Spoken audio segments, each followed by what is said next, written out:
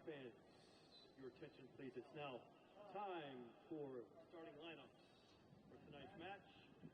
First for the Virginia Marauders. Number 10, Jose Alvarado. Number 2, Noah Detler. Number 17, Aliou Jacques. Number 15, Isaiah Dorsey. Number 14, Brown Huffard. Number 3, Kevin Medrano. Number 1, Lucas Muller. Number 18, Loic Nanto. Number 8, Samuel Reyes. Number 4, Daniel Yee. Coaches, assistant, Manir Aburaya. Another assistant, Mahamadou Jai. Another assistant, Anthony Ugorji. And now for your Bethesda SC. Number 7, Sam Delgado. Number 8, Keito Ishibashi. Number 2, Patrick Takayura. Number 0, Liam Keller. Number 14, Jack Marcantonio. Number 23, Christopher McWhinney. Number 13, Brian Ramos. Number 4, Leah Roberson. Number 10, Matt Sissel. Number 5, Max Nelson. And number 11, number 6, Isaac Senze.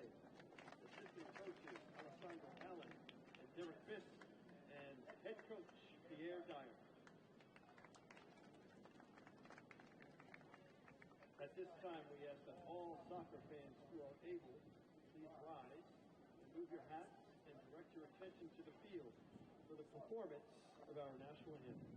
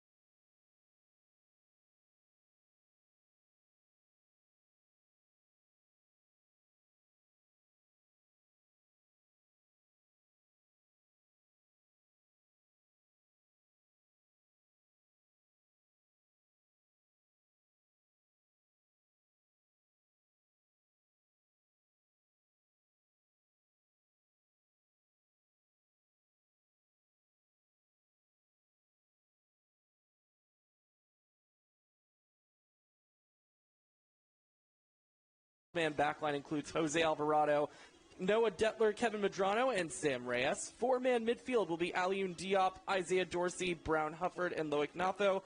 And we are still trying to figure out who is joining Daniel Yee at the front line for Virginia because we only have 10 players starting for them.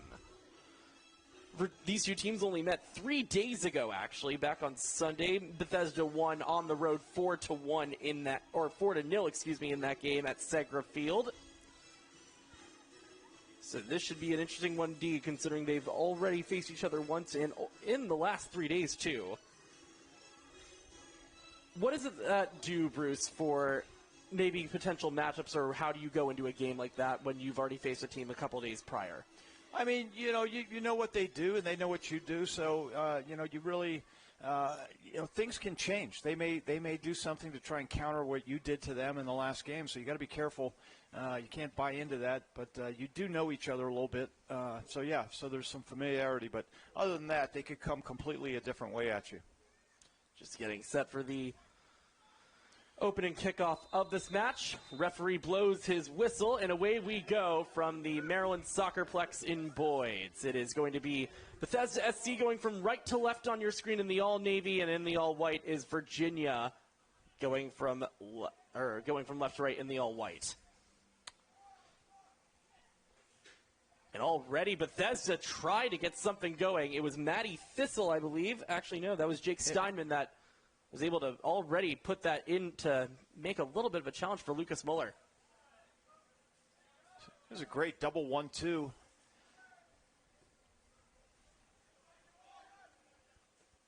So considering what you've seen from Bethesda this season, what would you like to see from them for the first 15 minutes? Get the ball out wide and get your fullbacks overlapping. And I think that Bethesda's shown that they can get crosses in. When they get crosses in, they're very dangerous. But they have to get, Josh, they got to get bodies in the box. That's really important. Bethesda looking to build out of the back here. On the ball right now is Leo Robeson. There's a part of the game where it's all about running. And when the ball goes out wide, if you're a midfielder, you got to get yourself in the box. Something the United States didn't do the other night. No, they did not, after getting absolutely thrashed by Belgium back on Monday night. It's been an exciting World Cup, too. Sure has. You get a chance to watch that Argentina game? Oh, my God, that was... Which one, right? the one before or the one yesterday? Oh, my God, both of those were fantastic. Yeah. That Cape Verde match is has to be one of my favorite things I've ever watched. That was incredible. All time, no question. Ramos looks to go to the outlet pass, and he is able to complete one over to Patrick Kakaira, who's going to send a ball into the box, and it's just going to land nowhere, and it's going to go out for a goal kick. Hey, Patrick was looking for some runners on the back post, but a little miscommunication there. Kakaira is actually so new to the roster that I actually did not even have him on here. So we're going to do a little bit of improvising, but I do know he does go to Loyola, Maryland. Germantown native, so not far from here. For those that haven't been out here before, this is one of the best fields you will find in the state of Maryland or even up and down the East Coast. It's a World Cup type field. The grass is perfect. The grounds crew, big shout out to them here at the Soccerplex. Not going to lie, I was a bit surprised that none of the teams that came for the World Cup decided to train over here. Oh, can you imagine? I mean, it would have been the perfect training center, you would think, right? Yep. Ramos is going to go to the middle, but he is impeded there by Sam Reyes. Actually, it looks like Boubacar Sissoko is the one that joined Daniel Yee, so that's going to be a bit more helpful as we tell the story of this one. What would you like to see from Virginia for the next 15 minutes? Well, I'd like to see them just kind of continuing to probe and find what they need to do, and that's what they're doing right now. Yeah, and right now on the ball here is Patrick Linehan. He's going to send a ball into the box, a bit too far out of the reach, and it seems that number 14, Brown Hufford, was offside, and the flag did come up. Already, another thing that I think that might be important is this Bethesda backline really needs to stay strong. They do. They do, and in front of Keller, they need to. He's made a lot of good saves for them, but been in a couple of games where, 4 or 5 goals against him. But yet if he wasn't in goal, Josh, they would have been 8 or 9 goals. So it's one of those Brad Guzan type years when he went over to the Premier League, and I think he was playing for West Ham. He gave up like 8 goals in one game, and they were saying the team would have lost 15, but if it wasn't for Guzan, so it's one of those. Yeah, one of those games.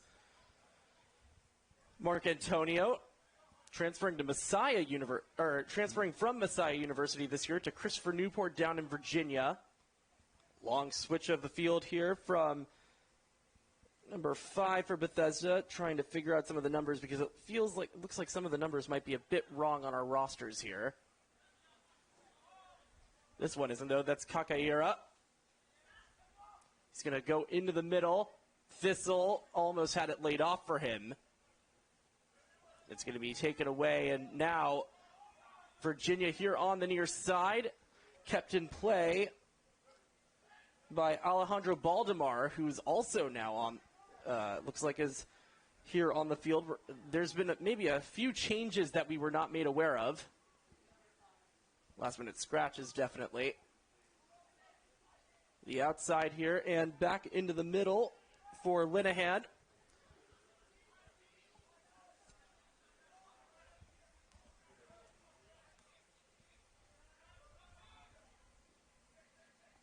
Dorsey has to just go back to the back line. Daniel Yee, and he's going to just give it away. It's going to be a throw in here for Bethesda. We were mentioning this is Bethesda's first year. They've done actually pretty admirably for a first-year team, especially since they probably didn't have as much time getting everything set up as most of these other clubs did. Well, that and the fact that, you're looking at this is a college team. We've got all our guys are college players. We've already run into Lionsbridge, where they've got 26, 27-year-old professional players, guys that still think they can play in the MLS. So, it's been a real eye-opener for Bethesda. But with all the things happening, soccer being as popular as it is, the World Cup being the magical World Cup that we're getting. Just hold on to that thought here. Ramos gets a ball from Thistle, tries to send one in. It's over everyone's head. Still in by Ishibashi, harried away by Muller, and now a bit safer here for Virginia. But just finishing that thought, just talking about, these new leagues that are forming, the USL, is the USL and MLS going to merge? Are they going to, because USL has pro-rel, and there's no pro-rel relegation in the MLS. It's a closed shop. So there's a lot of interesting things that are going to happen in the next couple of years before the next World Cup. And I can't wait to see, how Bethesda figures in that, because Bethesda is invested in all levels of the game, from the 9-year-olds all the way up to the professional level. I totally forgot that USL is creating a number 1 tier league for promotion and relegation. We'll see how that plays out over the next few years. And I know MLS is now going to be transferring to a summer to spring schedule, so that's going to also be very intriguing to see how that transition goes. It really is, and this the USL teams, you've got small markets, so you're going to find teams popping up now in Omaha, for example, or Syracuse or wherever, and so you don't have to go to the big cities to root on the MLS team. You can go to your home, and that's how English football is, right? You got the smaller teams, but the fan passion is the same as it is at Manchester City. Kakaira heads the clearance away, and it's just going to go back to the goalkeeper from Dorsey, who launches it forward. Back into the middle. Given away, and that was a bit too cheap there from Brown Hufford, and now a possibility here for Virginia. The shot is going to go way over the net from Linehan. And Linehan, wants that shot back, because he didn't run through the ball whatsoever. Didn't end on his shooting foot. He just kind of hit it and then stopped. And anytime your hip angle is going that way and you're outside the box, it's going to go about 30 rows deep up behind the goal.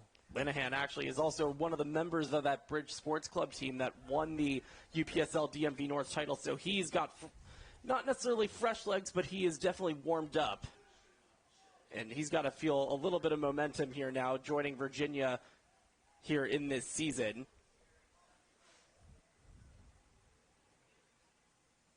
Thistle has to retreat all the way back.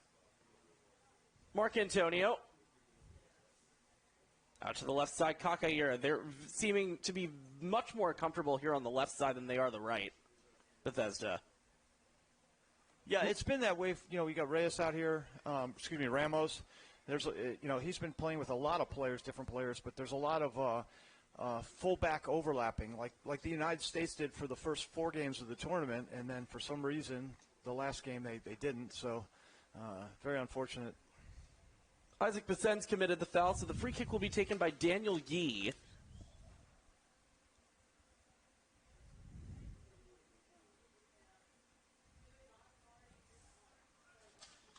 Skies a ball to the front. Linehan is able to recover, and that through pass was just a bit too soft. High up into the air from Bessen's. Not headed down quite cleanly. There by by Sam Delgado.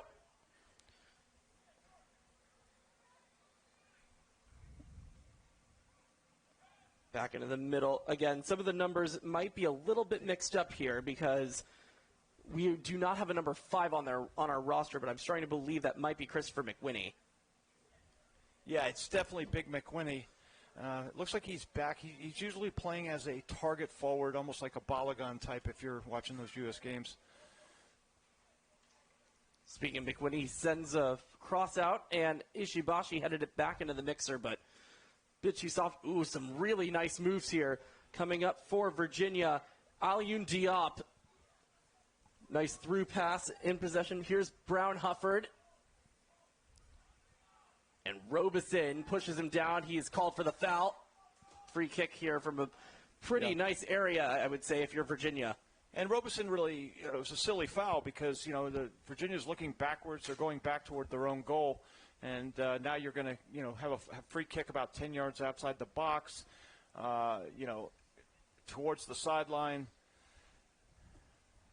Robeson, a defender who is coming off a freshman year in which he played 13 games at Colby College up in Maine.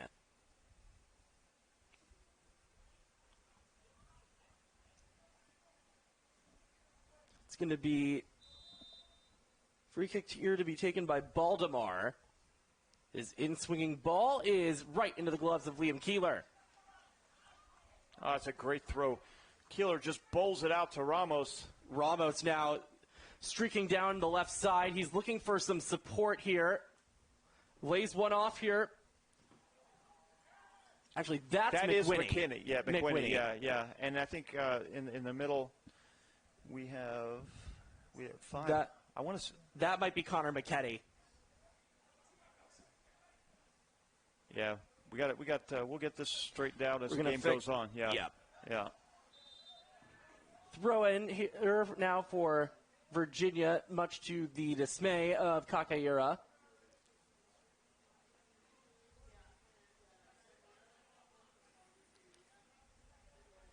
One thing I saw when I was looking at the Virginia roster, very huge age discrepancies between this team. You got teenagers, you've got guys in their 30s. Yeah, that's what this league's all about.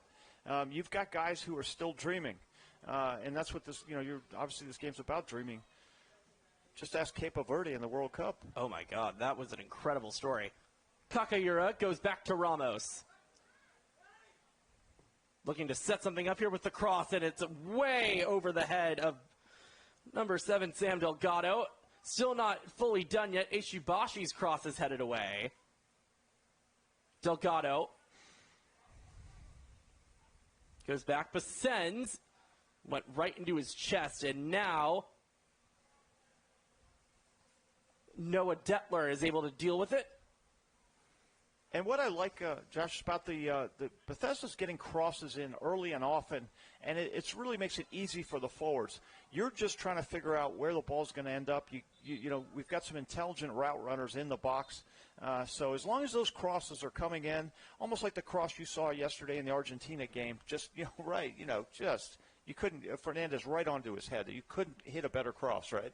That's the kind of crosses we're getting in there right now.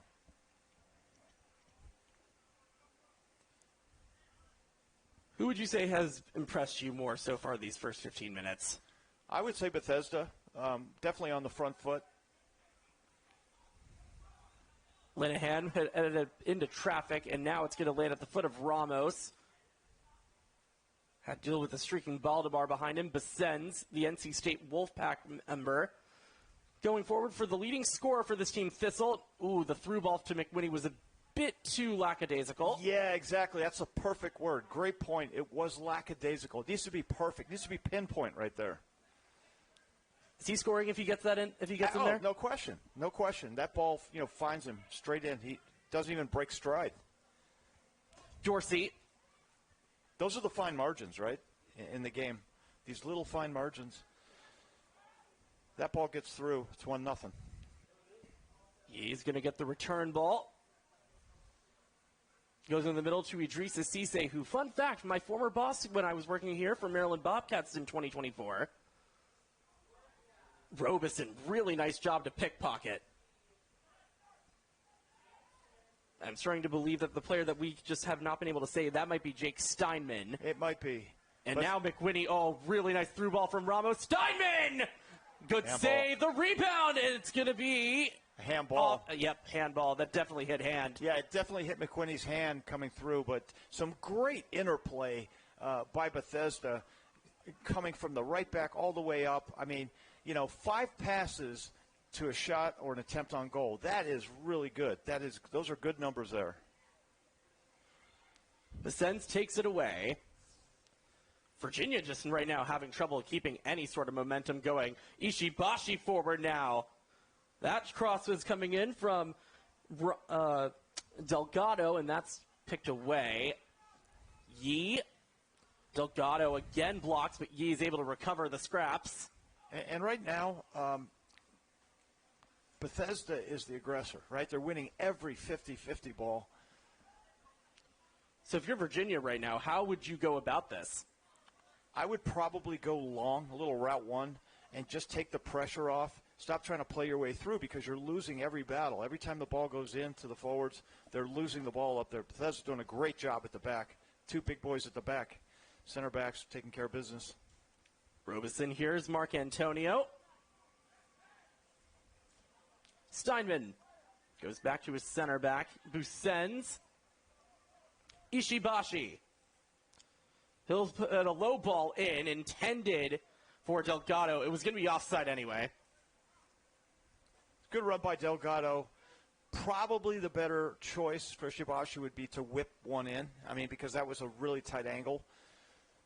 But would that have been offside, though, still? I think it still would have been offside. Yeah, that's a good point. But if he doesn't play the ball, I mean, do we really know with VAR anymore? I mean, it's so complicated. It's hard to know what a VAR in this World Cup tournament has been absolutely wild this year with some of the decisions. Yeah, the decisions have been very controversial. So when you're in a situation like that, man, you gotta. I'm not a big fan of VAR, so hopefully they take a look at this in the offseason. Launching a ball forward, and it's taken away by Ishibashi, who sends to the outside for Ramos. And Ramos is wide open. He's got to find some support. Dorsey has retreated back, and he will have Kakayura streaking down this left side. The Loyola Greyhound comes back in, and really nice layoff by Busens. Kakayura's cross cleared away. Not far enough, though. Thistle, and that shot took a deflection. No, it's going to be a goal kick. So what, Kakayura gets in the corner, right, and he's looking to put it on somebody's head. That's one you just got to throw up. It's like an alley-oop in basketball, right? You see it in the World Cup all the time. The winger for Belgium, right, gets past our guy, pops it up, and guess what? Bang, goal. Ooh, really nice cheeky move there from Baldabar. A little Cruyff turn, huh? Very much a Cruyff turn. Yeah, a little dangerous. Maybe not happy with the coaches. If you get stripped and doing a Cruyff turn there, it's not the best place to get stripped of the ball. Robeson. But really impressed so far with Bethesda, the way they're moving the ball side to side. Does the diversity of all the different universities in terms of levels matter, in your opinion? Yeah, I mean, a little bit. I mean, because if obviously, if you're playing in the ACC at NC State, like our center midfielder is, it's a little bit quicker, and there's a little bit more like a pro game. But when you're playing in the Ivies, it's not quite there in terms of that. But yeah, there's a little bit. Here's Diop now, streaking down. He got tackled. No foul called. Diop is going to go down. Virginia, it seems, is fine with that not being called a foul. Well, it's like they're calling in the World Cup. They're not calling these fouls. They're letting them go, and I think it's really good. Usually the players will get up, but if he is hurt, and it's great sportsmanship here by Bethesda knocking it out of bounds. Yeah, Kakahira. If he's hurt, they need to attend to him.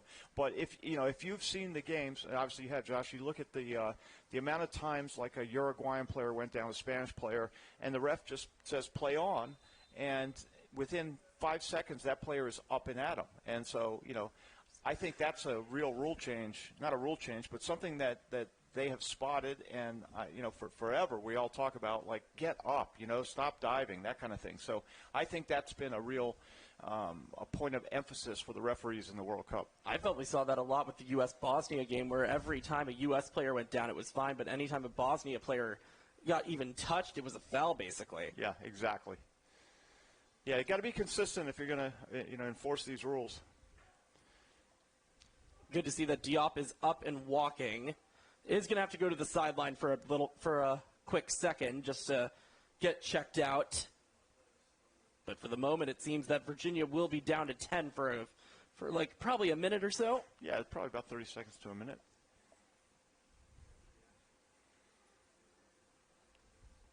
So we're just waiting for. Yeah. So far, Bethesda's doing everything right except scoring the goal, right? So now that we know we can get the ball wide, now we know we can clip balls into the box, we've got to get some of these trail runners in the midfield to get in the box, right?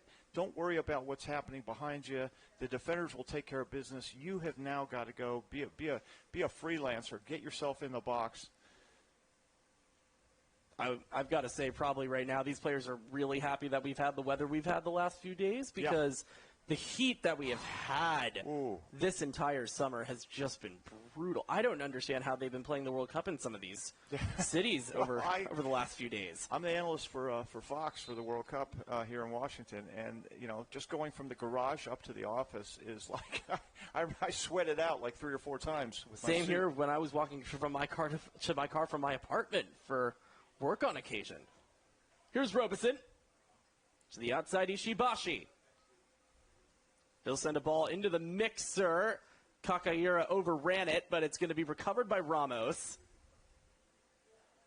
On top of him is Baldemar, and Kakahira just decides to retreat back to the center back, Mark Antonio. They're going to switch the field again to the right side. Mark Antonio tried to leak one for Busens. And now to the outside, Baldemar. Excuse me, that's Linehan that had it. The 9 and the 8. The 9. I'm not going to lie. The 9 and 8s on jerseys sometimes do trip me up.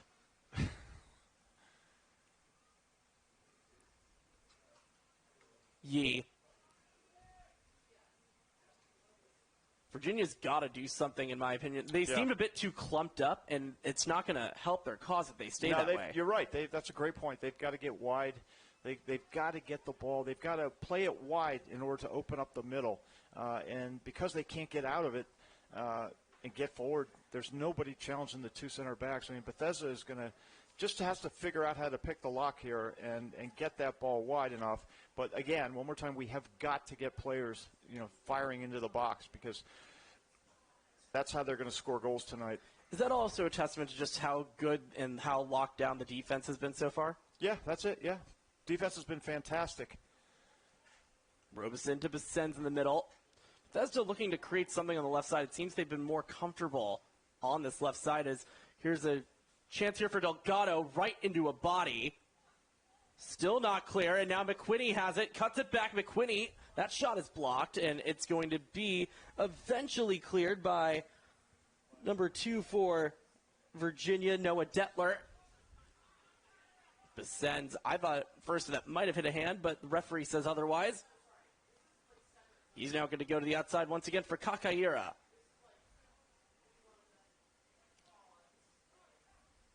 Steinman.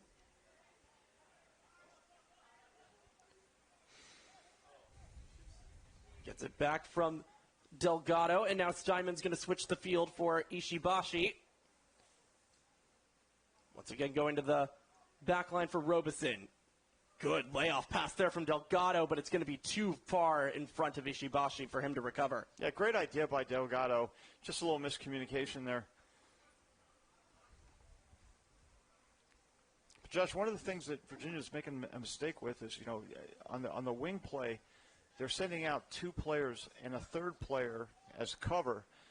They've got to keep those players back in the box, because if Bethesda gets 2 or 3 quality crosses with Big McQuinney up top, he's going to bang in a couple of goals. We've already seen that multiple times, too. They've just been lucky that McQuinney just has not been able to fully control his hand movement. Kaka, you're up.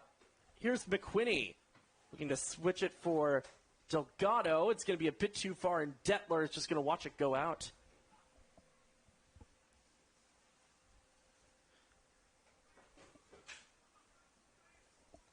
Almost given away there, and now it is Ishibashi from the far side. Put it into the air by Dorsey. Back into the penalty area there from Steinman. Ramos. He's got to deal with the defender. Dorsey on him. Crossing one in. Oh, what great goal. Sam Delgado with a one-time shot. What a feed there from Brian Ramos. And in the 26th minute, Bethesda SC has a 1-0 lead. You're really not going to find a sweeter goal than this, because Ramos takes on his man. They clear everything out. He gets past them and fires it into a dangerous spot. Sam Delgado decides to make that near-post run, and he gets rewarded for the work. Great move, gets past him, in with, fantastic. What a great run by Delgado, but more importantly, the cross by Ramos made it all happen. Is there anything that Lucas Muller can do there? No. He probably needed the help that I just talked about, where they had too many guys out there. He had no help. He was one-on-one. He got roasted by Ramos. What a great move by Ramos to get past him. It was a change of pace move. I think also you got to give Jake Steinman a lot of credit there on the recovery to get that ball back into the box. No doubt. Speaking of Steinman, he's just going to go back to his back line here. Here's Mark Antonio. Robeson launching a ball forward now. Ishibashi on the right side. Bethesda already looking to add on to this lead. Nice Meg there by Ishibashi. Into the middle, Besens. Here is Steinman. He'll take a shot, and that one's just going to go wide. And boy, Josh, does Steinman want this one back. Did everything right. He lined it up right. He had plenty of time, but he cut across it. He needed to run through that, keep it on the target, just slice it off to the side. Steinman, a Bethesda, Maryland native out of Colgate University, has only played in 5 games of their 17 this past season and started in 4 of them. He's also played for Bethesda SC and MLS Next and helped captain Maryland State Cup squads back in the 2023 and 24 seasons for his high school. But I think he was a freshman last year, right? I believe so. Yeah, so, he's going to get, it's not easy playing college ball anywhere you play, Division I, to get in and break into that roster. So, you're going to see more of him this year. Quality player. Dorsey. Big guy, too. Big, strong defender. Very big. Dorsey going back to Sissoko, who's now on it. Has to just move it to the opposite field. Detler.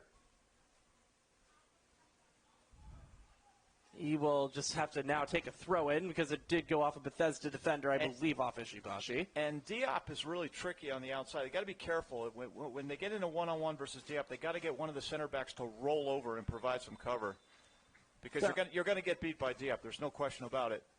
Foul committed. No shame in that.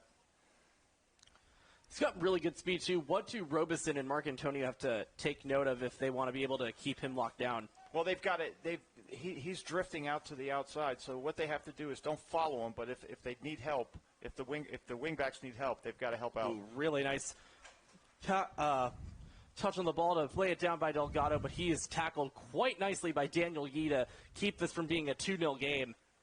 Yeah, and Delgado is a real live wire. I mean, he pops up everywhere. One of those guys that definitely pops up out of nowhere. Yeah, just, he 1 minute he's on the right side, next minute he's on the left side. He's getting the ball off the fullback. He's getting the ball back from the center forward. Delgado is that player who's all over the field. Kind of like what we envisioned, which he wasn't in the last game, was Christian Pulisic, right? Go get it, pop up all over the field. So that kind of role, I think, is the role he's playing here for Coach Pierre. I could say as somebody who played on the back line in high school, those kind of guys really, really were just impossible to deal with. No, they are. They are. You don't know. You don't know what to prioritize when you're trying to defend. Here is Linehan. Given away now. Here, Steinman. And it's group defending, group tackling by Bethesda. Very impressive. I think that's one of the things that they took out, Josh. They were getting physically manhandled in the first couple of games, and so now you see Bethesda. Let's hit before we get hit. That's the idea. I mean, they really have only been in this 8-match unbeaten streak. I think the only match that they've truly been challenged in was that Annapolis game back at the end of June. That's right. That was which I was able to watch since I was actually over on the camera on the field level. That was a wild one. I mean, goals galore, 3-3 draw. 3-3. It was some kind of game. Yeah, and Annapolis, I think, if I remember correctly, they scored the equalizer like at the literal last second. At the death. It literally was the last second. I agree. Robeson. He's going to launch a ball forward for McWinney, heads it down, and it's going to be just out of the reach of Kakayura. It was offside. Once again, McWinney, though, is just causing all sorts of havoc for this backline, especially Isaiah Dorsey here on the right. He really is. They've got to work with McWinney as both in college and when he comes home in the summers. He is a legitimate number 9. I mean, he's got the body type, the body size. He knows how to sit back into the defender, hold the ball up. If you have a guy like that, you have basically cracked the code up top. Virginia now looking to start something up. Baltimore putting one into the middle. Shot taken and a goal. We are level, courtesy of Brown Hufford, and in the 31st minute. It is 1-1 as Virginia has stunned the crowd here at Marine Hendricks.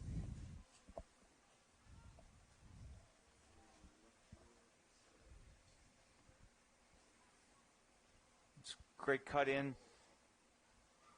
A great touch, and then a toe poke into the far car. Sometimes when you have too much backlift, you're going to get this block, but he gets it down, and it's a toe poke, and there's absolutely killer, has no chance whatsoever. What a great finish. That is a poacher, a number 9 finish, big time. That is a big-time number 9 finish.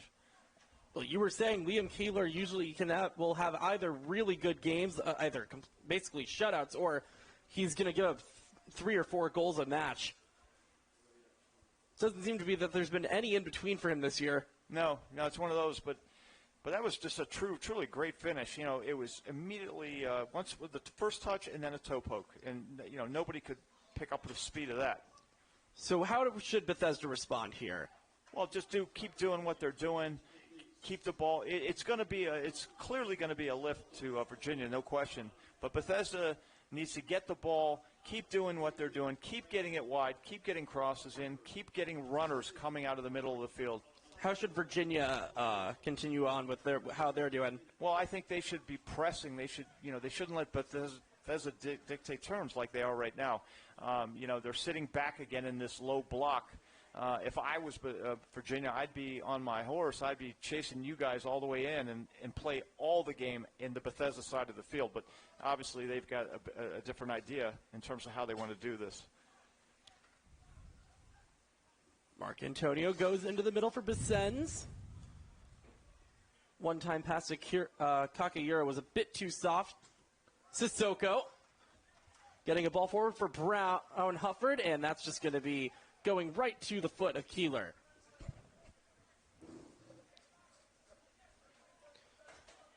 Keeler, a Howard Bison out of Gaithersburg. And he plays for the very famous Bethesda coach, Philip Jow. Yep. Appeared and started in 11 games this year for Howard.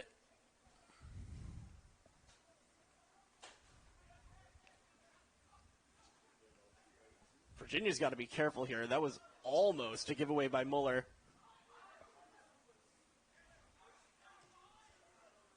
ball for Hufford. Yee to the outside. Detler to Cisse. I think Yee is just trying to find options to. And you're right, he doesn't have any options, and so that they've got to have some diagonal running up top. But at some point, if you keep playing with the ball in your own half, you're going to get burned. You're going to turn it over, and that's good. That's where Bethesda wants to be. Everything is being played in this half. Bethesda's doing a really good job at isolating attackers or just anyone with the ball for this Virginia's team, and it's basically leaving them in, I would say, a metaphorical Bermuda Triangle. Yeah, no, they really have nothing to work with.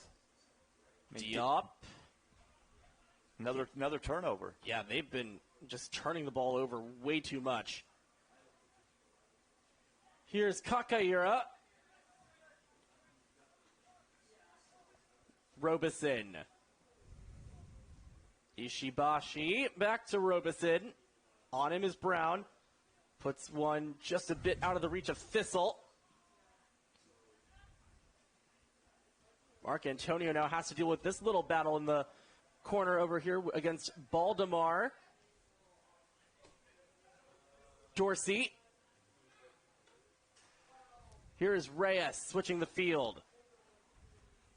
See, that's what I think you're going to need to see a little bit more of for Virginia. They just have been way too restrictive of themselves, staying on one side of the ball, it seems. Yeah, no, there's no question about it. That was a great long ball across, but it was a little short at the end of the day.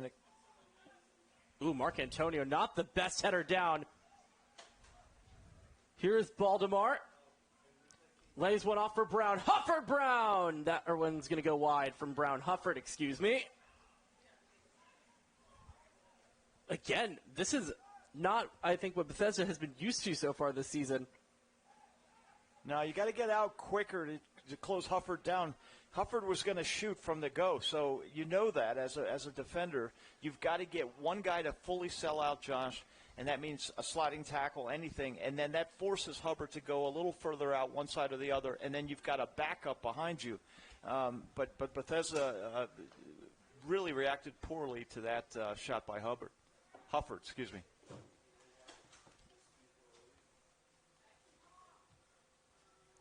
I don't think it's fair to say Bethesda's made many mistakes, so that could have been a crucial one there had they given that goal up. Oh, yeah, absolutely. Especially we're at 36 minutes, 37 minutes. Should that have been Mark Antonio or Robeson that you would think would have to take the tackle there? You would think Mark Antonio should have done something just in terms of, like, the situation, but all the defenders back there, somebody has to make a play. At that point, you don't even think about, like, the diagnose who's doing what. Everyone has to do something. Descends with a spinorama.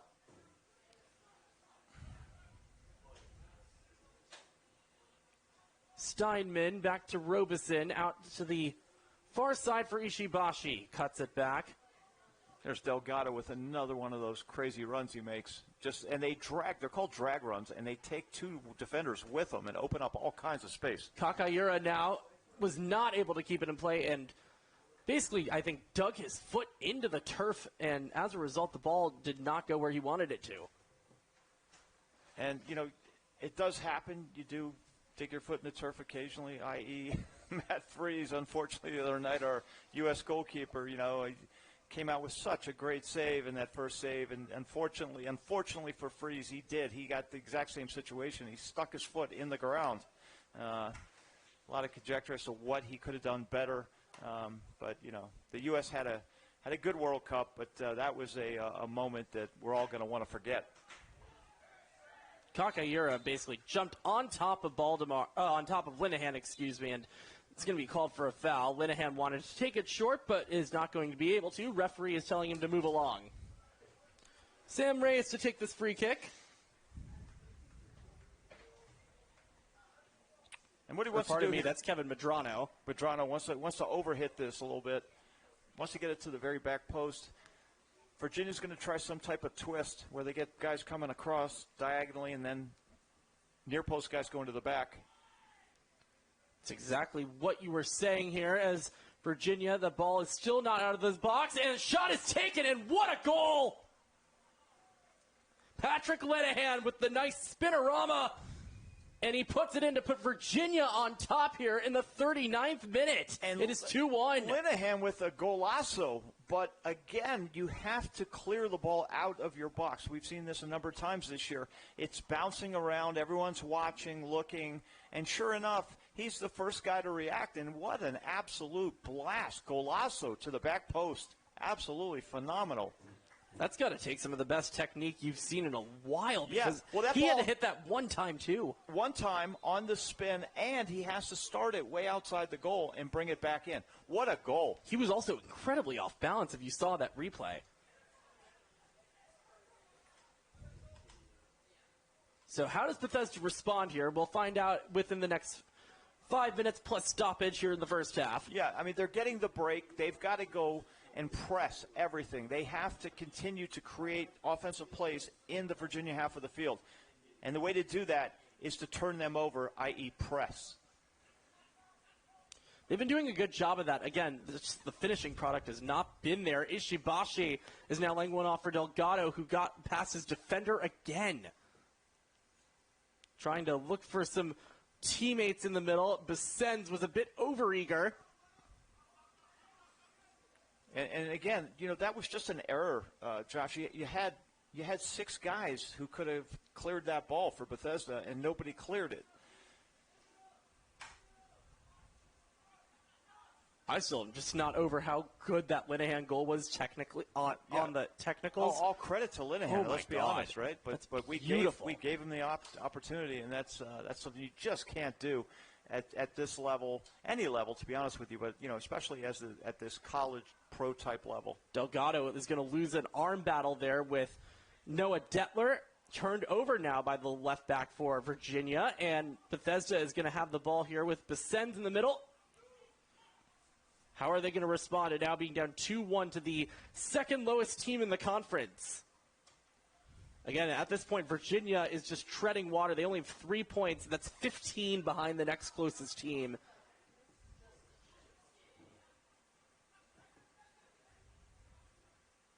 To say this season has not gone their way is, I would say, a massive understatement.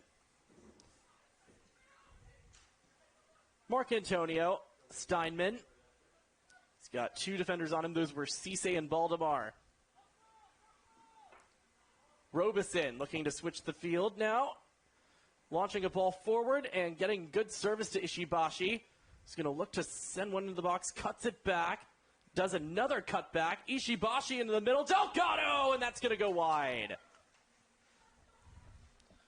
Ishibashi did everything correctly there. Well, Ishibashi showing his inner Vinny Jr. here, Brazilian style. Just double cuts. We're going to see a yellow card here. That's delivered to Sam Delgado. For what? I have no idea what that's for. I'll have to find out at halftime what that's for, but what a great run or great cross by Ishibashi. I'm wondering if maybe it's dissent because he was saying it did take a deflection, it seemed. Could be.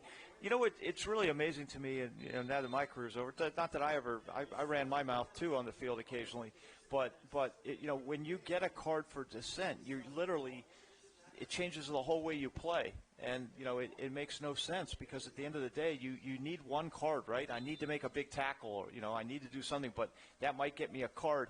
But by opening my mouth, it's really silly, right? If it is dissent, it's something you learn as you get older as a player. Headed back in by Delgado, but Cisse is going to retake possession for Virginia.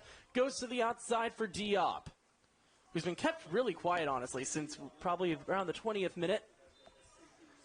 Yeah, he looks like a real handful, you know, when he's confident. But you know, when he gets out there, he's getting some arms on him, and you know, doesn't seem to same type of application. But he certainly is a talent. Robeson's doing a very good job, I would say, keeping control of that headache. Oh, no, given away, and now here's Brown Hufford again. Can he make it 3? Brown Hufford putting it inside. Hufford! Oh, and he missed it. And goes right on top of the berm. That was a golden opportunity that he just let go to waste. And you see this is a Virginia team that they will latch onto your mistakes. Bethesda's made 3 or 4 mistakes, and we're sitting here at 2-1. So they're pretty good at converting your mishap. You make a mistake, they will punish you. Just as I was saying, Robeson has been doing a good job of locking up Diop. He actually does that, so that is the commentator's curse. Yeah, that's right, the 4-foot point, right? Golf curse or whatever. Yep. He hasn't missed a putt all week kind of thing, yeah. He hasn't hit a home run if this is baseball. Yeah, that's right. Ball into the box now. Thistle was not able to get it to it. Sissoko heads it back in. McWinney just goes back to his defender, Robeson.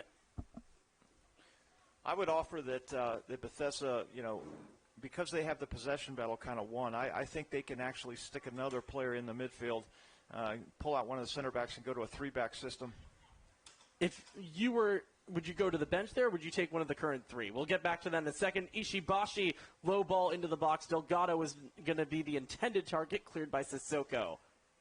Yeah, I would stay with. Yeah, I wouldn't go to the bench. Out of those 3, though, who would you go with?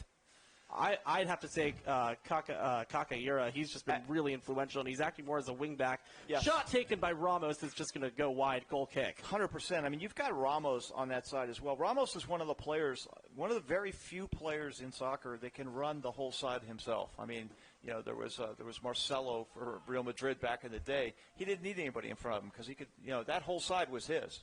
So they had an overload. Real Madrid, where they could put it in the middle, they could have another forward, because you had a guy who could run the whole sideline defensively and offensively.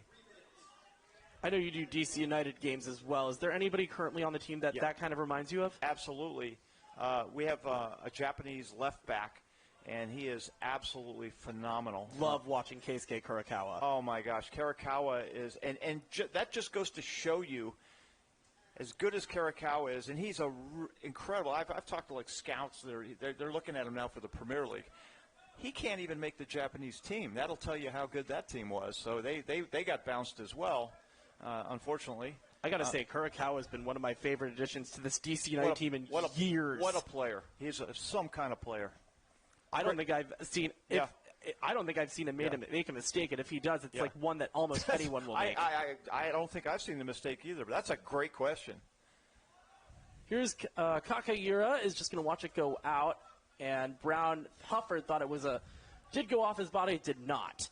Mark Antonio, we're in stoppage. We're going to see how much longer we have in this first half. Yeah, it's got to be like a minute or two. We had a couple injuries. 3 goals. As well, Ishibashi gets a long ball forward from Robeson, but it's cleared away by Daniel Yee and into just in front of the stands. Besens, he's going to take the shot on, trying to chip the keeper Muller, and it's going to go out of play. All the way to the entrance gates. It's a great effort, right? He knew he had forward momentum. The ball was going forward. It was just bounced up a little bit high. Need a little more patience. Let it come down another half a foot. I've been really impressed with all these guys being willing to shake things off the first time. We've already had 2 goals, on first-time shots. So they're not afraid to get bold and ambitious. Mark Antonio. Maybe one last push here for Bethesda SC. Steinman goes back to Mark Antonio. Robeson now on top of the ball. Ishibashi. Another cutback. He's been doing really well at that tonight, especially against Diop, who has got really good reflexes and speed. No, I mean, he's that's speed versus quickness out there. Referee blows the halftime whistle, and that's going to do it for us here in the first half. 2-1 is our score between Virginia Marauders FC and Bethesda SC. In favor of the visitors, Virginia. We will see you on the other side here from Marine Hendricks Field.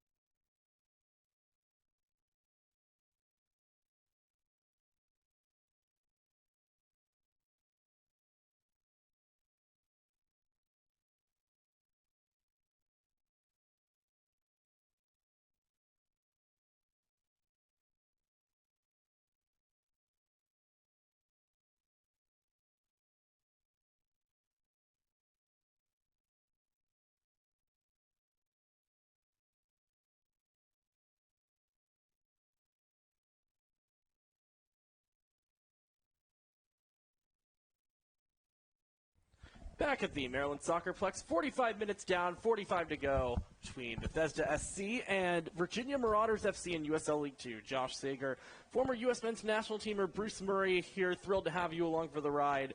Currently, Virginia is shocking the hometown here by leading 2-1 as we enter the second half. Bruce, what do you want to see from each of these teams for the next 45? Well, Bethesda needs to tighten up the balls that come in the box, and that's one thing they have to do. And Virginia has to not sit back this time. They have to come out and play a little bit. But Bethesda has to eliminate the silly mistakes that led to the 2 goals.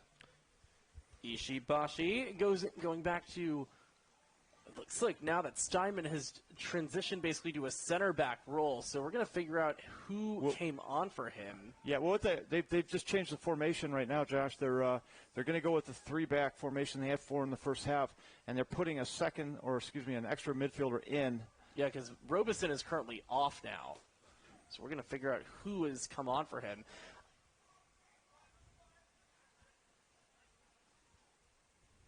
Mark Antonio, and based on what I am seeing, it might be number 11 for Bethesda. That would be...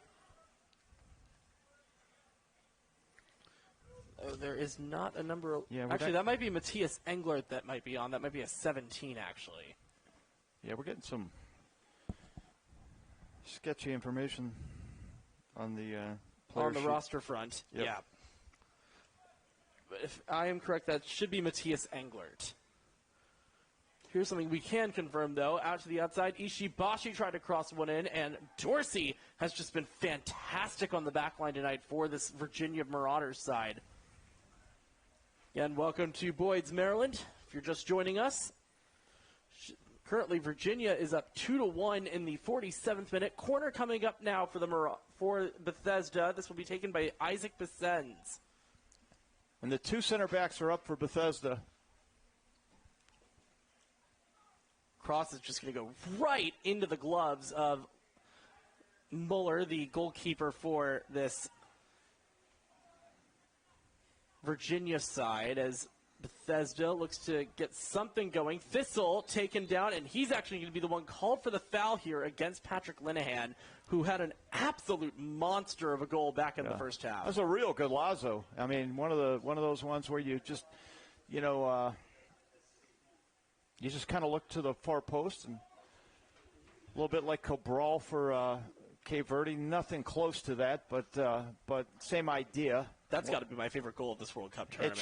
It sure was. I mean, offside there is Baltimore. Josh, if you put a bag of balls down and you gave Mbappe and Messi 10 shots each, they would have scored 1 maybe, of what Cabral did the other night. I mean, that's how special that goal was. And we're seeing 2 of the greatest games that we've ever seen, right, in the last week. Yeah, both Argentina matches have been ridiculous. Cross comes in, cleared away by Reyes. And now Linehan looking to start something counter-wise. Bit too far out in front for Baltimore, and it's going to be a throw-in here for Bethesda. What do they need to do right now to get a second goal here to respond? Well, they've got to get the ball, and no matter what happens, they turn the ball over. They need to turn it over on the Virginia side of the field, because that's when they can apply the press and, again, turn it back over. The game has to be played now for Bethesda on this side of the field. It's going to be offside. Yeah, there's no sit-back, absorbing pressure defense. They have to be on the front foot. It's all gas, no brakes here in the second half. Virginia, though, you can't be this conservative here, especially if you're only up 2-1, and there's still a good 40 minutes of game left here. So if they're playing this defensively, as they kind of did in that first half, how do you go about this? Well, they can't. They have to come out, and they have to try and get the third goal. That's the thing. Psychologically, Virginia, they have got to get the third goal. Speaking of, they almost gave it away there. But thankfully, Isaiah Dorsey is able to take control. I think, Josh, the next goal is going to kind of tell the tale here. If Bethesda gets it, They're asking all the questions. I would have to say this Virginia side has to really utilize Alioune Diop a little bit more. Absolutely, yeah. He's been doing a really good job, and now that he no longer has to deal with Leo Robeson, you might want to test it out to see how he does against a guy like Steinman. Here comes a ball forward here for Matty Thistle. He's all alone. Thistle! And we are level. That was quick, wasn't it? Yeah, and we are all level at 2 apiece. Matty Thistle extends his team lead with his 5th goal of the season, and we are all level in the 50th minute. What a great ball. Just a one-timer, bends it around the corner. Matty Thistle is making the run, so he is allowing for the pass. He's running to initiate the pass, and that's the thing. A lot of players don't do that, right? They chase after the ball's played. He actually made the run, and then the ball followed. What a fantastic finish, low and hard across the goalkeeper. Hey, game on. And almost another giveaway there, but McQuinney was a bit too slow to react to that before it was cleared away by Muller. Virginia now, I feel like that's also a little bit more of a shot in them shooting themselves in the foot. Well, they came out, obviously with confidence, but, right away, bang, Bethesda on the scoreboard. Clearly the momentum has shifted. Quite clearly. And now here's Ishibashi getting one from Englert. Inside the box and just over the head of Matty Thistle. Again, he's starting to wake up a little bit. And again, as I said, he is the leading scorer for this team. You don't want to let him get any sort of momentum here. Muller disposes. It's going to find Brown Hufford, who has scored one of the 2 goals for Virginia, the other one being scored on the corner by Linehan. Reyes is going to retrieve the ball, and he's going to just lob one into the air. Headed down by Baldemar. Switching the field is not successful.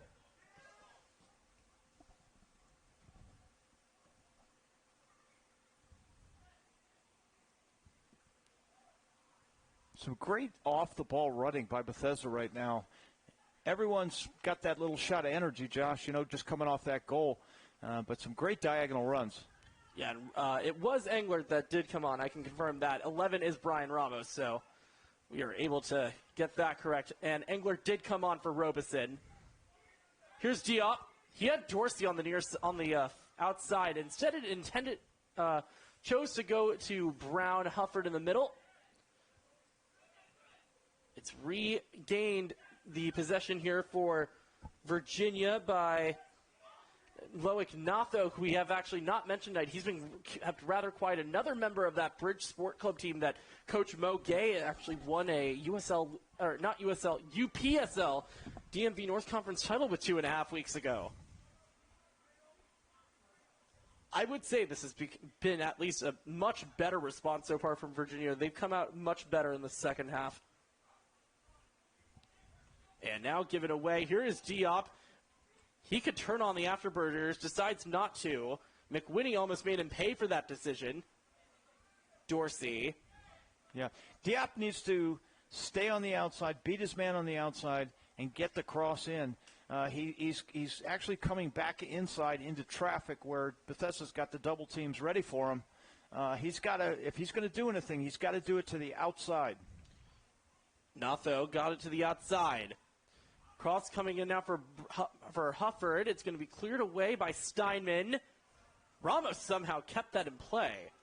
And it's just going to go back to the goalkeeper, Keeler. I don't think Thistle was ready for that to come back down for him. I mean, every time Diop gets it now, you got 2 or 3 Bethesda players coming out. They know who the danger man is. Yee. Reyes. I've seen a little bit more. It seems that Virginia has been much more spread out here. They aren't as clumped as they were in the first half. That's allowing them to at least get some stuff here. As that one was almost a danger ball, but it's picked up by Muller. But look where the defense is set right now. Everything is on the Virginia side of the field, right? They're not playing any kind of low block, mid block. They're playing in this side. And so that's exactly, Pierre is thinking exactly what I'm thinking right now. Cisse almost gave that away. Ramos, ball into the leg of Reyes. It's still in play, and it's going to be a goal kick. I thought that went off of Sam Reyes, too. I did, too. I thought that certainly was a corner kick, but referee saw better. We'll see. We'll see. Wow. Here we go. Yeah, that definitely, well, did it. Maybe the last touch. Who knows? That's one of those that's always 50-50. Yeah, exactly. We'll give it to the ref, right? That's what he's getting paid for. He makes the decision. Dorsey got it to Diop. It's going to be out of play, and it went off of the striker for Virginia. You see, Josh, when Diop turned the corner there, man, the afterburns were about to come on, and you can just see. You feel the energy when he gets ready to take off, you know? He definitely wants to turn them on. I feel like for him, the problem is that he hasn't been doing it at the appropriate times, and it's making him judge his confidence there. No, I agree. Englert to the outside. Ishibashi streaking down this right side, but Dorsey's just going to watch it go out for a goal kick.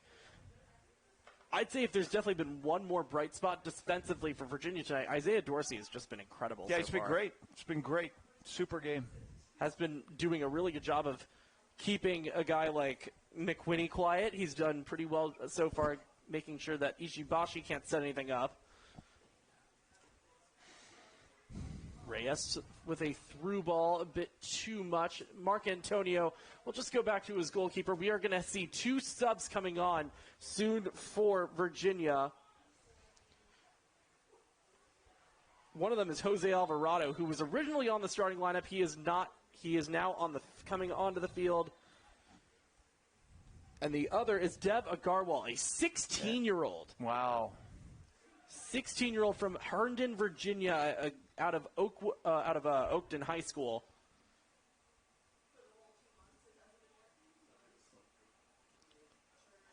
So this should be an interesting turn of events. And Diop is done, as is Patrick Linehan. So they've taken off one of their goal scorers and probably the guy that had been setting up a lot of chaos right now for this Virginia side. I was going to say, unless they're looking to do something in the offseason or I just don't know what the reasoning would be behind those two subs, because you've got to get a goal, right? Strange. I think also you have to remember, take into account that these two teams played against each other back on Sunday, so this could also just be a fatigue thing. Yeah, that's true. That's true. Probably don't want to risk any injury. Dorsey to Agarwal. Again, 16 years old, this kid. His ball into the box area just went over the netting, so it's going to be a goal kick. Well, and, you know, it's that kind of world now where we're getting players, the Arsenal kid that scored the magic goal this year, 16 years old.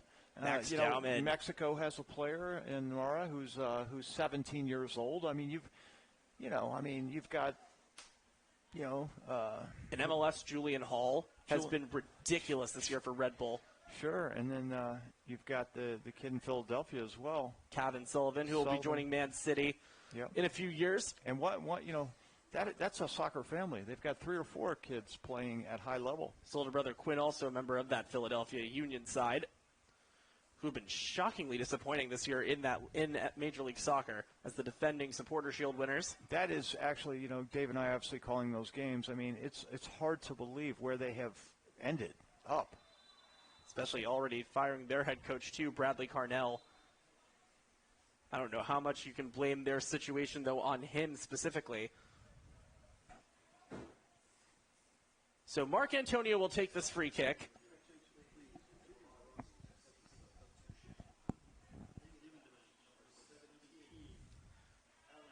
Steinman, given away, and now Brown Hufford has a chance to go in all alone. He is not going to be one-on-one, and Hufford blew a gasket, and it's going to be a corner kick, really well defended and recovered by Jack Marcantonio. Marcantonio bailed out Steinman. I mean, holy cow. That was a horrible moment. Similar to a Matt Freese moment the other night. I don't mean to bang on Matt Freese, but that was a horrible mistake. And Marcantonio just slow. He didn't panic. and he stretched the play out, and he got it out. Great defending by Mark Antonio. I'm not going to lie. It's kind of surprising knowing that Mark Antonio is playing in D3 soccer. He should be playing in D1 with the way he's been playing tonight. Yeah, he's playing fantastic. Wow, what a play. Those are plays you'll have to look back on to if Bethesda wins this game, that was a key play. Looks like we do have a sub. Sam Reyes. Oh, no, it's just the shin guard of Hufford came out. Hufford could have done a little bit better as well. Maybe get off a shot early, but, great job stringing out the play by Mark Antonio. 30 minutes plus whatever stoppage we have to go. The cross is immediately taken in by Keeler.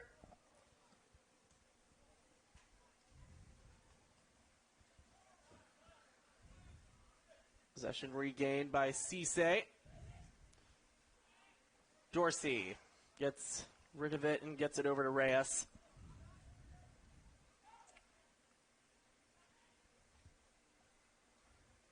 Cisse battling there with, that is not Cisse. We also have another sub. I did not see Tunde Akinlasotu is on.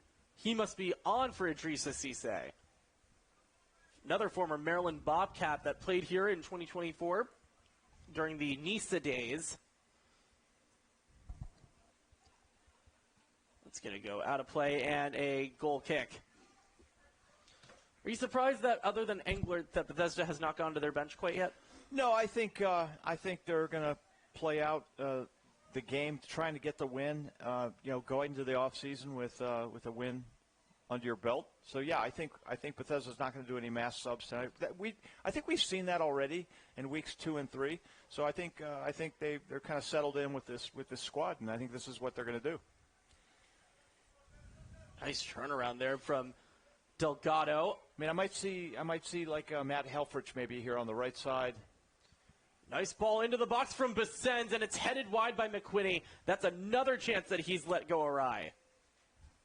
He didn't quite get the torque on it. He kind of timed the jump a little bit. It was a great ball in. I also think he just didn't head it in the right place. Right. Like, you've got to time that perfectly. Oh, not a good back pass there almost from Engler.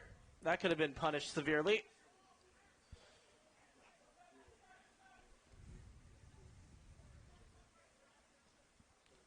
Into the middle. Now given away. Deva Garwal. Can the teenager make them pay? No, he will not. Yeah, he got suckered into playing that ball in the middle. Ramos going forward now. McQuinney has to turn on the Jets.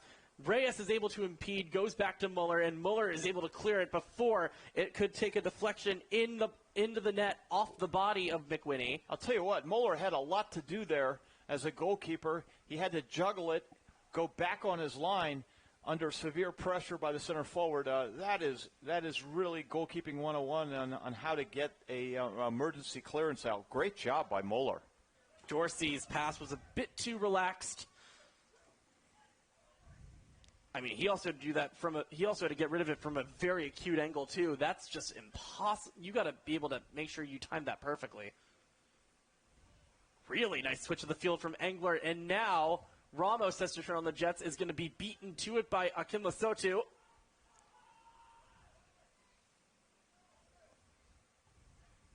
Baltimore was looking for an option. Instead, it's just going to go off a Bethesda body. Baltimore will now take the throw-in, Alvarado will take the throw-in.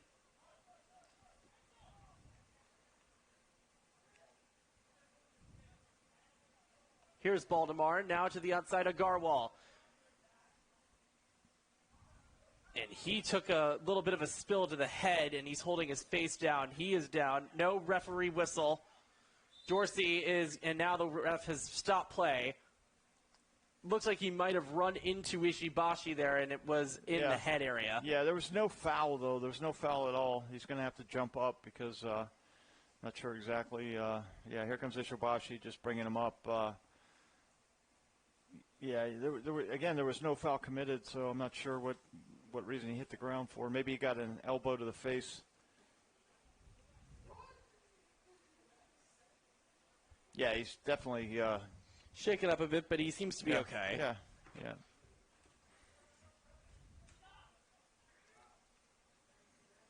So we are back underway. Yeah, Garweld looks pretty lively, Josh. He's for a young kid playing out here with these older players, he looks like he's not a step off, is he? Was the youngest player, and that's going to be a foul called against Bethesda. He's the youngest player on this roster for this Virginia side. I mean, if you look at the roster, born 2009. Yeah, that's crazy. But he's a big, strong kid. I don't know about you, but that makes me feel old, and I'm only 24. Don't ask me.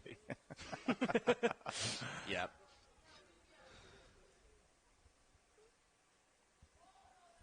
Ramos ran into a nice defensive move there from It's pretty Baltimore. Pretty clear Virginia's going to sit back. Bethesda's going to have to kind of get their intricate passing sorted out, either go through the middle or get crosses in. Here's Delgado, gets a push from behind by Dorsey. Delgado still on the ball, crossing one in. It's not going to be McWhinney's header. If you're Bethesda, how long does going to the outside start to keep working until it becomes way too predictable? Probably about now. They got to they got to right now get that predictability kind of out of their game. What they have to do, though, they have to get the ball. They have to, if the middle opens up, right? Part of the reason of getting it wide is to open up the middle of the field. If it does open up, you've got to get a player to drive through the middle. Ishibashi. Switch over to Ramos. Akinla Sotu is able to put it down. And he's able to get it to one of his teammates. That being Sam Reyes. Retaken here. Englert crossing a ball into the box. Headed in by McWhinney. Shot taken, and it's in 3-2. I believe it was Sam Delgado with the final touch. I think Delgado did get the final touch, but what a brilliant cross and an even better header back across. What a really nice header there by Christopher McWhinney, but the cross from the substitute, too, Matthias Englert, where did that come from? What a cross. Just gets his head up. McWhinney sees that. He goes to the back post, right? A little over hit. McWhinney fires it back across the goal, hoping that somebody was there. And guess who? Johnny on the spot. Sam Delgado. That's his second goal of the night.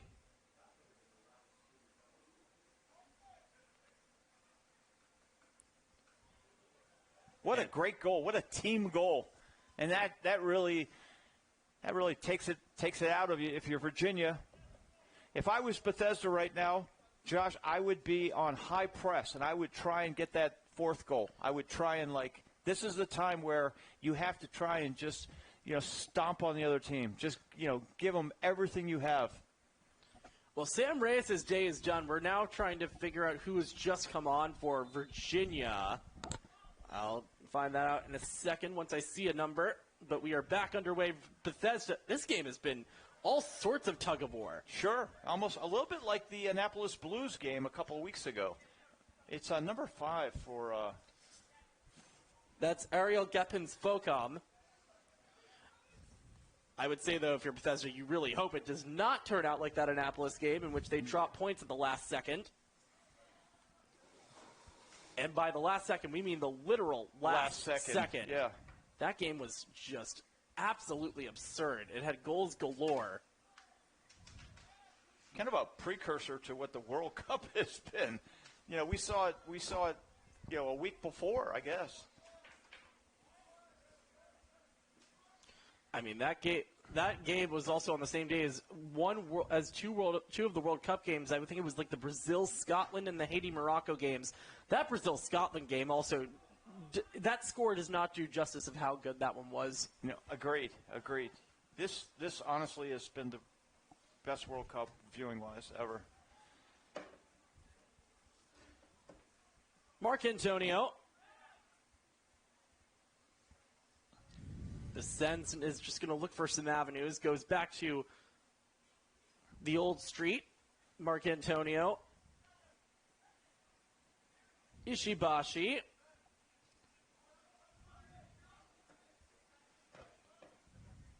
How would you rate Sam Delgado's performance tonight with the 2 goals that he's had? Fantastic. Delgado is usually that workhorse in the midfield, but today they have him as he's running off of McWhinney. And McWhinney's doing a great job of getting balls, knocking balls down. And Delgado is reading McWhinney. That is a very tough skill to do, is when the ball is going into 23, Delgado is working off of him, and they're working this partnership. And this is something that maybe continues to develop as they go forward, in the seasons upcoming. Very impressive.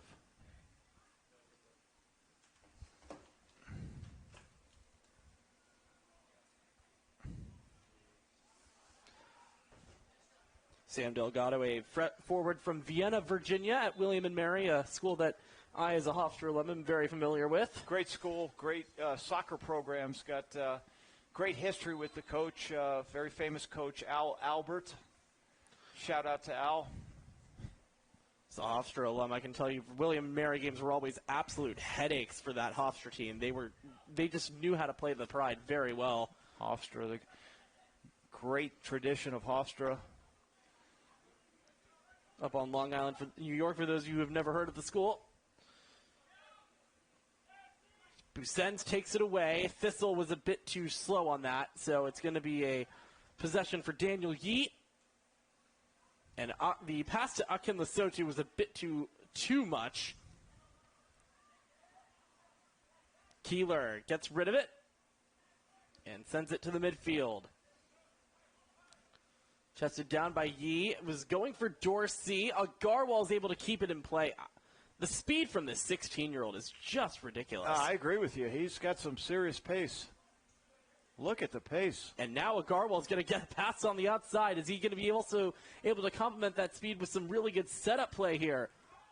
That ball was not kept in play, and you got to applaud the tenacity, though. You certainly have to applaud the tenacity, but you also see in the same play, you see the rookie mistake of not being able to get your ball, your body around the ball, and therefore letting it go out of bounds. He tried to reach for it with his foot. After a 100-yard run that he just made, that's not going to work. Brian Ramos with a nice touch, but it only led to the foot of a Virginia player. Looking at the standings right now, because, again, this is the second to last match of the season. Sure. Currently, Lionsbridge FC is safely in pole position with 31 points. No one can pass them at this point. Virginia Beach United and Charlottesville Blues FC are tied at 23, but Virginia Beach has the tiebreaker on goal differential by 1 entering tonight, by the way. So that's going to be a very intriguing race.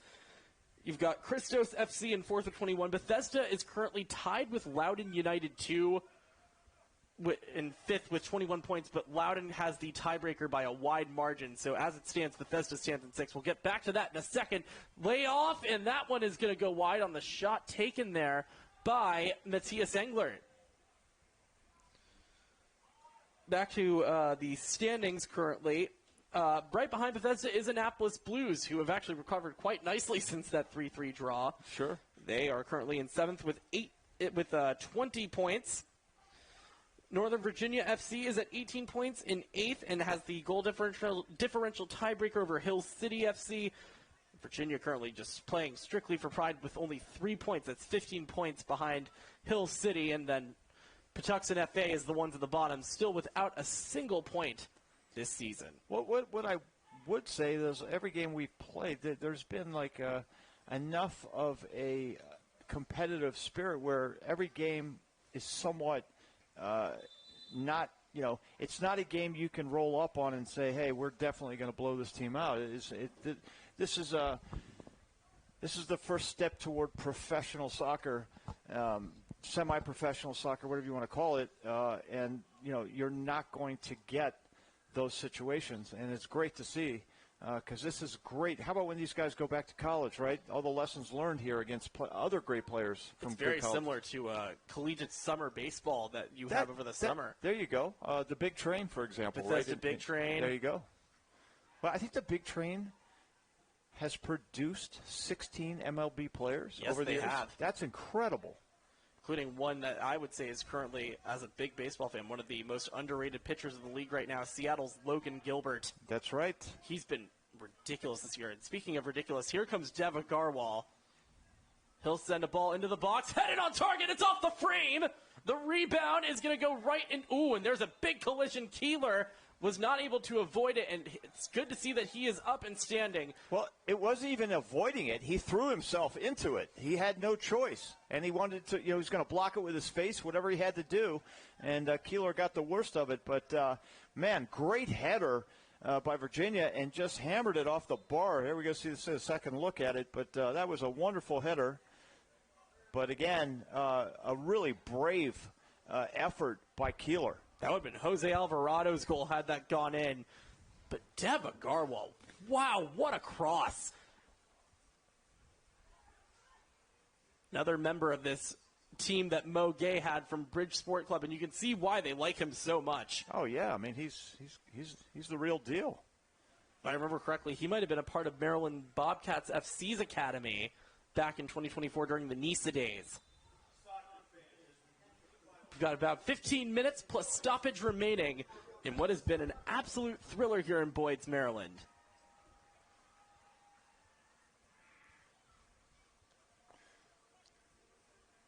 What do you want to see in these last 15 minutes from both teams? Well, for Virginia, I want to see obviously them trying to get back into the game, get something on the board.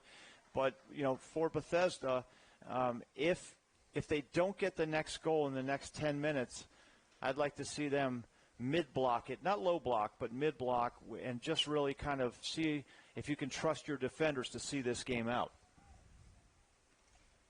Ramos goes to Englert. Lead the pass off again. Now turning on the Jets. Ooh, and there was a bit of a tackle at the corner flag, and they're going to call a goal kick here. It almost feels like Engler kept that in. I don't know if he did or not, but Engler's really, since he's come on, Josh, he's done some really good things. He's been very dangerous down that left side, including part of the third goal. Oh, interesting. I just got a text from one of our cameramen here, Noah Walker, that we've been misidentifying. Matthias Englert is not the one who has set that up. That was actually Carson Shamu, who is actually not on the roster, but he is on here. So just if you're listening, we're getting some really poor information on the rosters tonight. Josh studies this stuff at 2 in the morning, trust me. More like 3. Okay. The ADD is real. Ishibashi.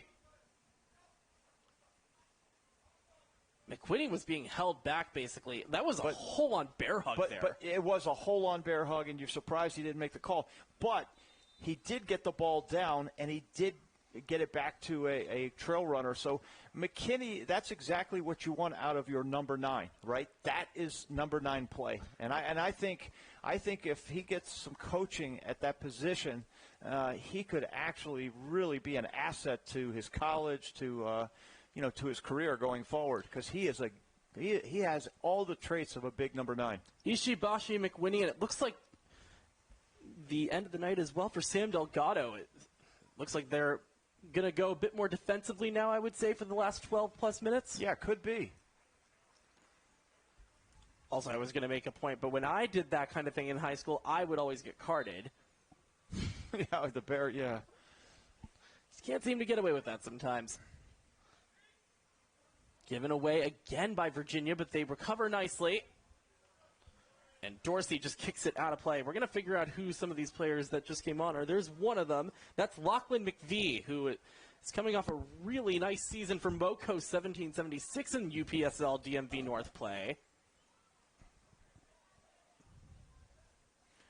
I think the other thing about these leagues, especially this one here, is the quality competition. These players are going into their preseasons in college ready to roll, from day one. Not, like back in the day, you took 2 or 3 games to get going.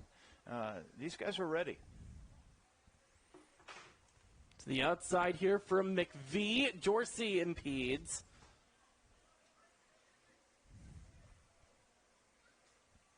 Englert. So Englert is on. Shamu was the player that we had previously misidentified. There's another one of the new players, number 18, that's Emmerich Nickel.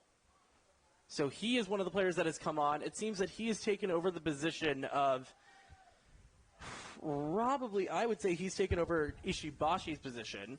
Got a counterattack here for Virginia. Yep. Which is completely stopped because of the stoppage of movement. Dorsey gets it back. Reyes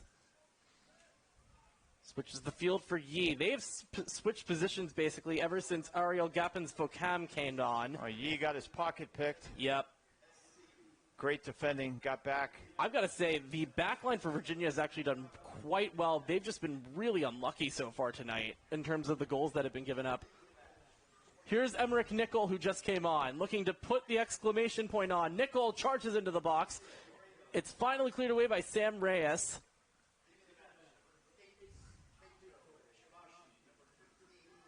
Trying to figure out who the last player that came on was. But we do know it's a forward because McWinney is off. Dorsey with a little chip pass to Sam Reyes out on the near side.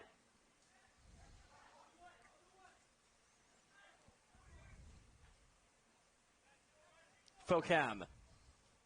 Akin Lesotho. Natho, or Alvarado, excuse me.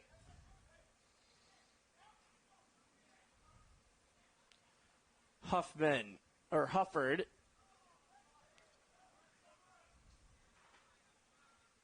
Natho. We've got about 9 minutes to go. Agarwal cannot get past the wall. That is Lachlan McVee.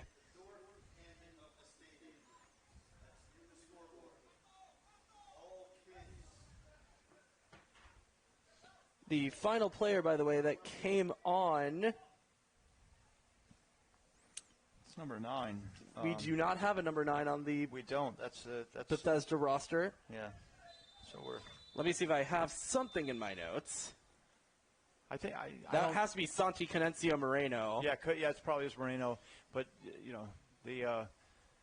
clearly they handed out the wrong shirts out to the players tonight because it's all over the place. Moreno, the only player on this Bethesda team not from the U.S. He is from Colombia, who saw their World Cup dreams ended yesterday in heartbreaking fashion by Switzerland. And the Colombian fans, I played 85 times for the national team, and so I played every country basically. The Colombian fans take loss so hard. It's like such passion, I don't say so much for the Argentines because they don't seem to lose. They've got, they have this magic guy, number 10. But the Colombian fans, they just, they're so, it's awful. The Swiss have looked much better ever since that draw to Qatar, and let's get back to that in a second. Good stop there by Muller. I was saying at the beginning of this tournament, the Swiss team could be serious dark horses for this title. They're probably not going to beat Argentina, considering Argentina is on fire now. They've got 8 starters in the top 5 leagues in the world. So they can play. We know they can play. Got Embolo up top. He's just he's been having one heck of a tournament. Yeah, and he's so physical. Manzambi's another one that's been really good in this tournament. Yep. About 7 minutes to go. Bethesda is currently holding on for dear life if they want to qualify for one of those final wild card playoff spots here in the USL League Two playoffs. One more sub comes off. Matty Thistle's night is done. And a great shift by Matty Thistle. He kind of, didn't kind of escape our call here, but he did everything. A lot of stuff he did tonight didn't show up on the score sheet, on the stat sheets. But Matty Thistle put in a great shift. Looks like Connor Shea might be on. Although 17, it says Englert, but Englert's been on this entire second half. So again, we're trying to figure out the mistaken identities. McVie with a nice layover pass to Ramos. Dorsey is going to fight him out, and it's going to be a goal kick. If you're Virginia, what takeaways do you take from this, even if there is a loss here? That they came in toe-to-toe against a really good Bethesda team, a team that's getting better by the minute. Obviously. Given away, Emmerich Nickel now. Can he put this thing to bed?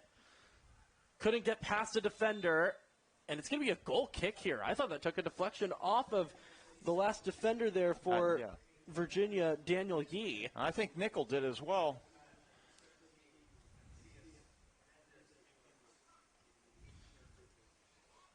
As I said, Canencio Moreno, the only player not from the U.S. on this team, from Columbia, goes to Colby College, so he is a teammate of Leo Robeson's. Yeah, they got a great program up there at Colby. You said it's hard for freshmen to come to start games. He played in 11 games this year, but obviously all off the bench. Yep. Oh, nice lay down by Agarwal. Still in the air right now for Akin Lesotho. Here's the other thing that the people need to understand is the NCAA rules now allow for tons of foreign players. So it's almost down. It's almost 50-50 now, American players. But you're in a club system and you're trying to. I'm just gonna let this roll out Emmerich here. Nickel now charging here down the far side. Almost got his pocket picked, and Canencio Moreno is going to be the one who pushes down Focam. It is out for a corner kick. So you're a college team, and you're Vermont, for example.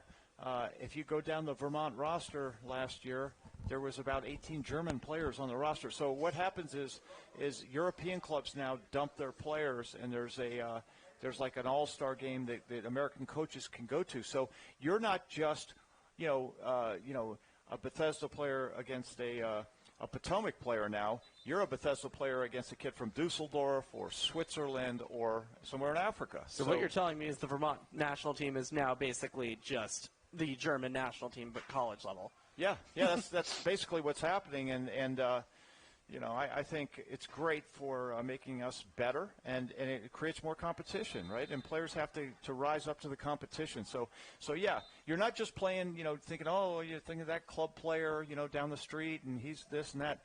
There's a kid somewhere in Eintracht, or in Lucerne, Switzerland, who's trying to figure out how to get to college in the United States. So. Virginia still is not pressing off the gas pedal, which is a good sight to see if you're a neutral. And anything that makes things exciting, you've got to be in for. Yeah, they've essentially gone to one center back. Focam's going to be having a lot of responsibility right now, especially this late into the match. You really cannot afford to give up a fourth goal here. Goalkeeper's out. He's playing the sweeper role. He's back there about 20 yards behind the back four. So. And we see Miller with his great feet. He's actually done quite a job.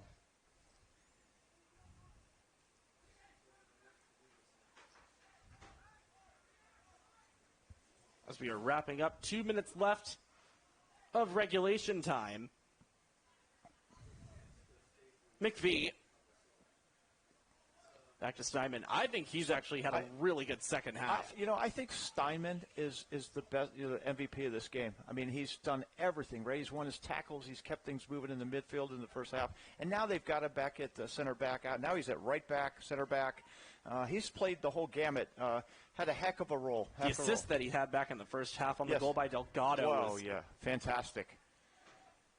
Excellent. Well, not the assist, but the cross that led to the assist on that play. Yep. Agarwal, big tackle from behind. Nothing called against Brian Ramos.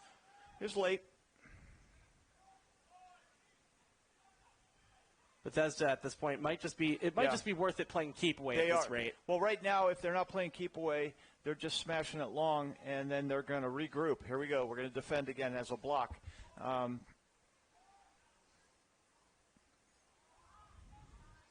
And people train for this, Josh.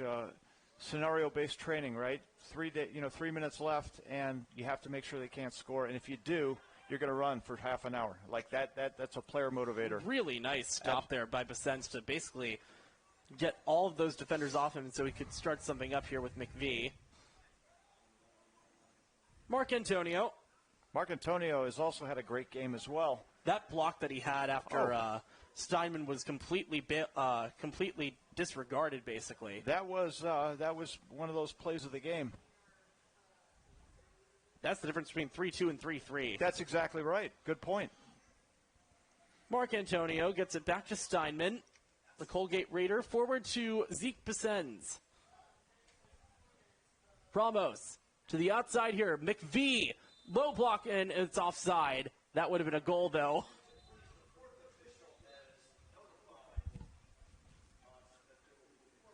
Four minutes of added time here at the minimum.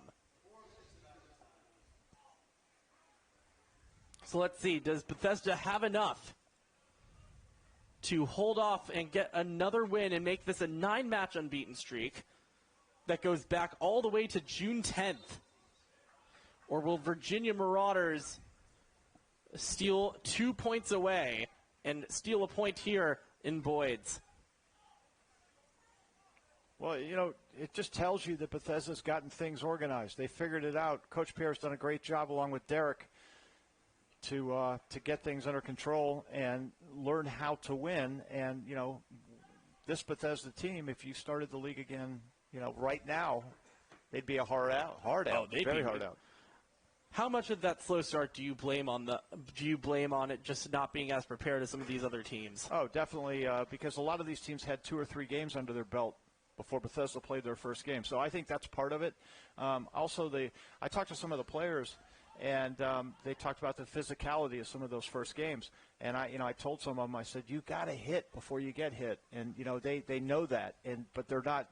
They're thinking they're not going to get hit, and all of a sudden they're getting knocked off the ball. So I think they've matured to the point where they're starting to be the hitter versus the hittee.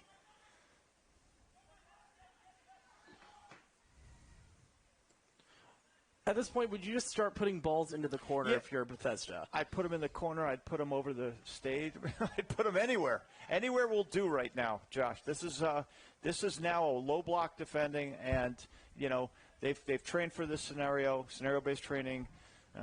Can't allow the goal. Akin Lesotho.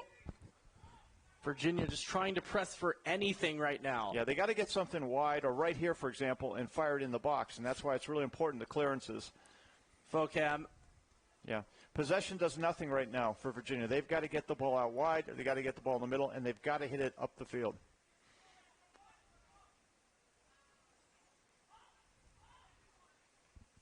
Really nicely done on the footwork there, though, by Canencio Moreno. Given away by Emmerich Nickel. And now turned over by Nickel. Could this be a final opportunity? Huffer, that was a bit too soft. I think if he's able to hit that just a little bit harder, that's going to be going in the back of the net. Oh, no question. Dorsey. That's going to go out of play as he miskicked it out of bounds. McVie can take all the time he needs. Yeah, well, he is. He's learned how to slowly get to the ball. Excellent. That's a professional work by McVie, and that's all part of the game.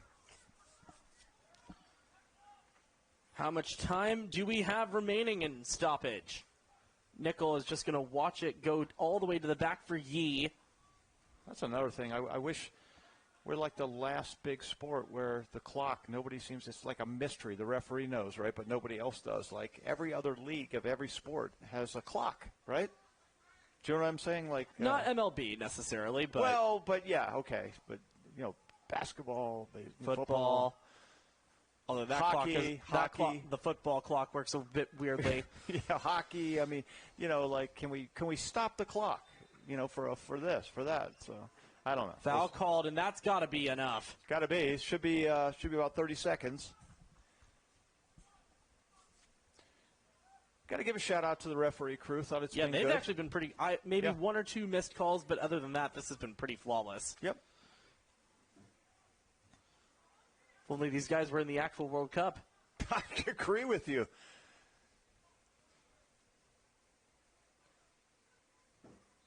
And that's going to do it. The final whistle blows. Bethesda SC, by the skin of their teeth, are able to pull away with another 3-2 win here at home in front of their home fans in their home finale for the 2026 season. Brace Fry Sam Delgado led the way, but also a goal from Matty Thistle is able to make it a three-goal game for Bethesda. It was a very valiant effort, though, especially from Patrick Linehan for Virginia Marauders FC. One more match day to go for both of these sides, for every team in USL League Two, and we know that there's going to be a lot of chaos going on that final match day. And Bethesda is still in the thick of this playoff race. Do you expect them to be able to get there, especially since they've been looking so hot as of late? Well, yeah. I mean, everybody's looking at this team and saying, wait a second. They haven't lost. I mean, they haven't been beaten in, 8 games now? It's now 9. 9 games. I mean, that's, they've learned quite a bit. And, they're coming together as a group. Yeah, this has been a fantastic first season here for Bethesda SC. We do have to say, if I was going to say one thing, Bethesda has to continue to make sure they can clear the box. They can't give up some of those soft goals. If they want to make the playoffs, they have to make sure that they cannot, or survive in the playoffs. You can't let the ball drop, and you can't be second to it. You have to be like a forward. You have to be on it like that. If you're a defender, you got to think like a forward when that ball hits the box, hits the ground. Well, that's going to do it for us here at Marine Hendricks Field. For our cameramen tonight, Noah, Buff, Case, and Marcus, and my partner tonight, the U.S. Men's National Team legend, Bruce Murray. My name is Josh Sager. We bid you adieu. Have a good night, everybody.